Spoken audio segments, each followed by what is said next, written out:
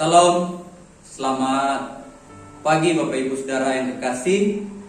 Selamat bertemu kembali pada pagi hari ini. Kita akan mendengarkan ragi untuk edisi Jumat pada pagi hari ini. Bersama saya Pendeta Arnata Karani, Bapak Ibu Saudara. Untuk itu, marilah kita menyiapkan hati, telinga dan pendengaran kita untuk kebenaran dari firman Tuhan. Sebelumnya mari kita datang dalam doa. Mari kita berdoa. Allah Bapa kami yang bertahta dalam kerajaan sorga, kami adalah kepunyaan-Mu dan terima kasih Engkau telah menjaga, melindungi, melawat, membimbing kami, bahkan memberikan kesehatan kekuatan kepada kami. Kami telah dibangunkan di pagi hari ini dengan kekuatan kesehatan yang baru, dan kami akan melanjutkan segenap tugas aktivitas kami hari ini. Namun sebelumnya Tuhan, kami sudah diberkati oleh kebenaran dari firman-Mu. Kami siapkan hati, dan Tuhan memberkati apa yang akan kami dengar, dan kami siap melakukannya dalam hidup kami. Dalam nama Tuhan Yesus kami berdoa. Amin. Bapak Ibu Saudara yang kekasih dalam Tuhan Yesus Kristus, renungan pagi pada hari ini didasari oleh firman Tuhan dari kitab Kisah Para Rasul, pasalnya yang ke-10, ayatnya yang pertama hingga yang ke-8. Kisah Para Rasul pasal 10 ayat 1 hingga yang ke-8. Bapak Ibu Saudara, saya persilahkan Bapak Ibu membaca secara lengkap bagian firman ini pada saat ini, karena saya hanya akan membaca dari ayat 1 sampai dengan ayatnya yang keempat. Yang demikian firman Tuhan. Dengan perikop Petrus dan Kornelius. Di Kaisarea ada seorang yang bernama Kornelius, seorang perwira pasukan yang disebut pasukan Italia. Ia saleh, ia serta seisi rumahnya takut akan Allah, dan ia memberi banyak sedekah kepada umat Yahudi dan senantiasa berdoa kepada Allah. Dalam suatu penglihatan kira-kira jam 3 petang, jelas tampak kepadanya seorang malaikat Allah masuk ke dalam rumahnya dan berkata kepadanya, "Kornelius." Ia menatap malaikat itu dan dengan takut ia berkata, "Ada apa Tuhan?" Jawab malaikat itu, "Semua doamu dan sedekahmu telah naik ke hadirat Allah, dan Allah mengingat engkau." Amin untuk firman Tuhan. Bapak Ibu Saudara yang kekasih dalam Tuhan Yesus Kristus, mungkin Bapak Ibu Saudara-saudara pernah mendengar orang berkata, bahkan Bapak Ibu sendiri, saudara sendiri yang berkata begini,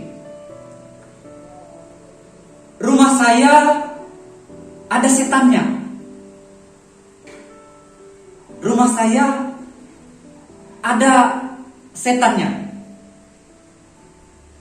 Atau kemudian Bapak Ibu Saudara berkata, minta tolong dengan Pak Pendeta, "Pak Pendeta, tolong doakan rumah saya karena ada setannya. Kami tinggal di rumah ini sering merasa terganggu, sering merasa tidak nyaman, merasa mungkin panas dan lain sebagainya."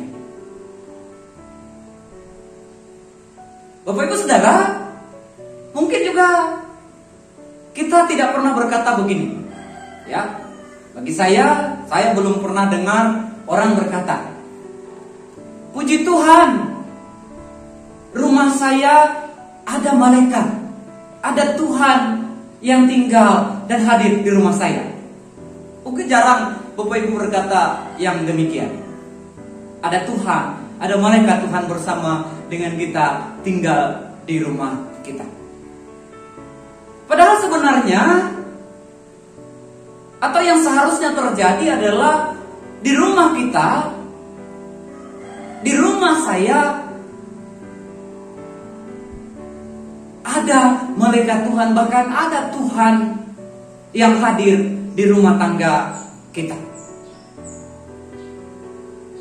Kenapa? Karena kalau di rumah kita ada malaikat, ada Tuhan yang hadir, tentu suasana rumah kita senantiasa berbeda. Pasti ada damai yang hadir, ada kehangatan, kebahagiaan, dan senantiasa ada sukacita yang kita rasakan. Mungkin bahkan bukanlah hal yang berlebihan, ya, kalau kita berkata ada senantiasa perasaan gembira yang hadir di rumah kita. Walaupun mungkin Bapak Ibu Saudara kita tidak memiliki kelebihan harta, tapi karena kita yakin ada Tuhan tinggal di rumah kita, maka kita merasakan damai. Nah, sekarang pertanyaannya adalah, apakah kita mengusahakan agar Tuhan ada di rumah kita? Apakah kita berupaya Tuhan hadir, tinggal, diam, dan bertahta di rumah kita? Nah, karena itu mari kita belajar dari Kornelius, Bapak Ibu Saudara. Ya, mari kita sama-sama belajar dari Kornelius. Dalam bacaan kita pada pagi hari ini kita melihat dalam Kisah Para Rasul 8 ayat 1, Kisah Para Rasul 10 ayat 1 sampai dengan 8, kita bisa menemukan beberapa hal yang menyebabkan Tuhan mengutus malaikatnya ke rumah Kornelius. Ada kurang lebih 4 hal, Bapak Ibu Saudara, yang menyebabkan Tuhan mengutus malaikatnya untuk datang ke rumah Kornelius. Yang pertama, kita melihat bahwa Kornelius itu hidup dalam kesalehan, kehidupan yang saleh. Kornelius dikatakan adalah orang yang saleh. Orang saleh adalah orang yang dengan tulus ikhlas beriman kepada Tuhan. Orang yang beriman tanpa pamrih atau maksud tersembunyi. Beriman kepada Tuhan karena dialah Tuhan. Dan itu dilakukan oleh Kornelius, bahwa kehidupannya adalah kehidupan yang saleh. Dan ini hal yang pertama. Lalu yang kedua dikatakan bahwa dia adalah takut akan Tuhan. Takut akan Tuhan adalah sikap hidup yang menjauhi kejahatan.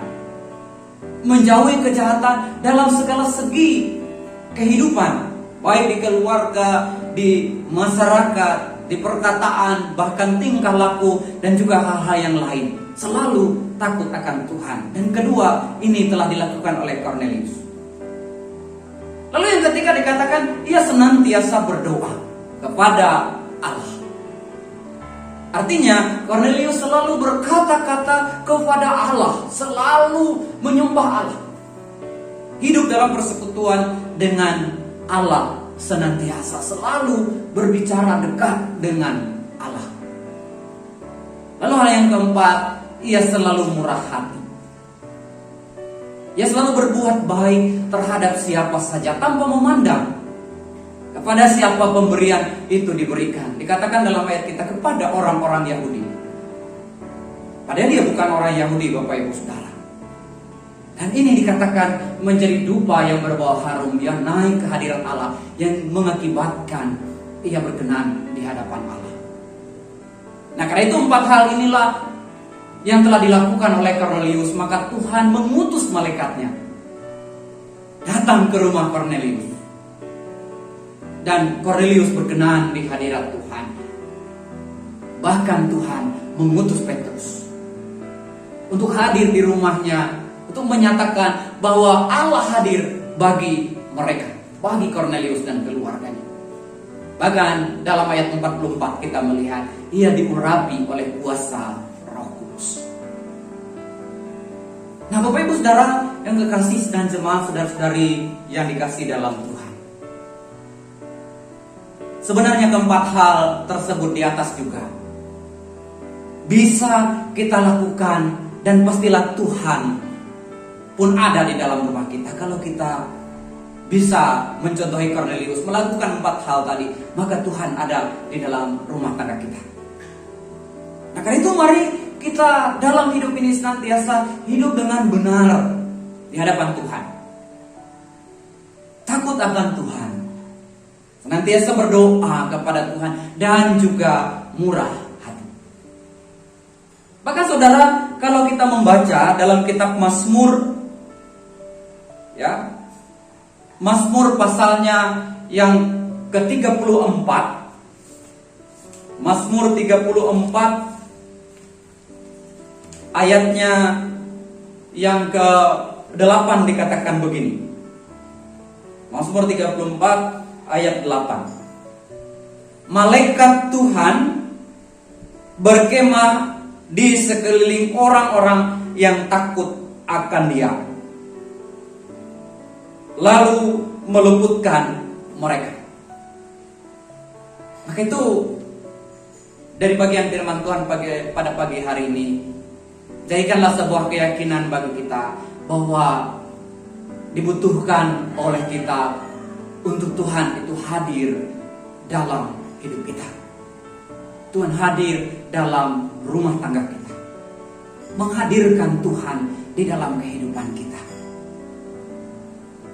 menghadirkan Tuhan sebagai juru mudi bagi rumah tangga kita, menghadirkan Tuhan sebagai kepala dari setiap rumah tangga kita.